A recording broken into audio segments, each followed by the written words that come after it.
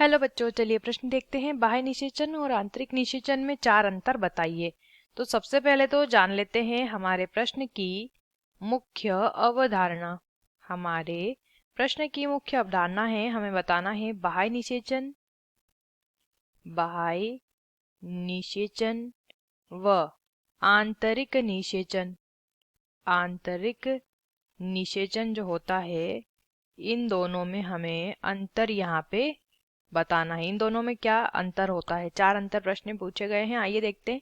तो देखिए, सबसे पहले बात करेंगे बाह्य निषेचन की। अगर बात करते हैं तो बाह्य निषेचन जो होता है, यह निषेचन जीव के शरीर से बाहर होता है।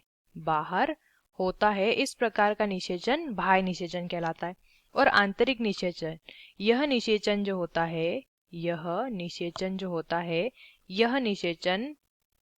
जीव के शरीर के अंदर संपन्न होता है। इस प्रकार का निषेचन आंतरिक निषेचन कहलाता है। दूसरा अंतर, इस निषेचन के लिए माध्यम की आवश्यकता होती है। निषेचन के लिए माध्यम आवश्यक होता है, ठीक है। और इस प्रकार के निषेचन के लिए, यानी आंतरिक निषेचन के लिए, माध्यम आवश्यक नहीं होता माध्यम आवश्यक होता है बाह्य निषेचन में। यानी कि उदाहरण ले सकते हैं, जल का माध्यम हो सकता है, ठीक है। कई जीवों में जल के द्वारा निषेचन की क्रिया संपन्न होती है बाह्य निषेचन के अंदर।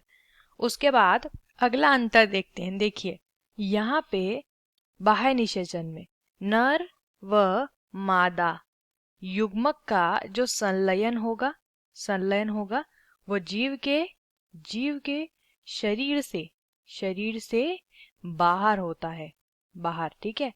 और आंतरिक निषेचन में नर व मादा युग्मक का जो संलयन होता है, ये संलयन सामान्यतया मादा जो होती है, मादा के शरीर में संपन्न होता है। चौथा अंतर, जिन जीवों में बाह्य निषेचन होता है, उन जीवों में सहायक प्रजनन अंग नहीं होते। सहायक प्रजनन अंग नहीं पाए जाते। जैसे कि उदाहरण अगर लेंगे, उदाहरण ले सकते हैं मेंढक का, ठीक है। और जिन जीवों में आंतरिक निषेचन होता है, उनमें सहायक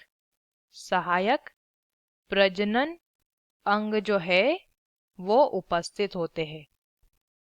यहाँ पे अगर उदाहरण देखेंगे, उदाहरण ले सकते हैं मानव का। आशा करते हैं आपको इस प्रश्न का उत्तर समझ आया होगा। धन्यवाद।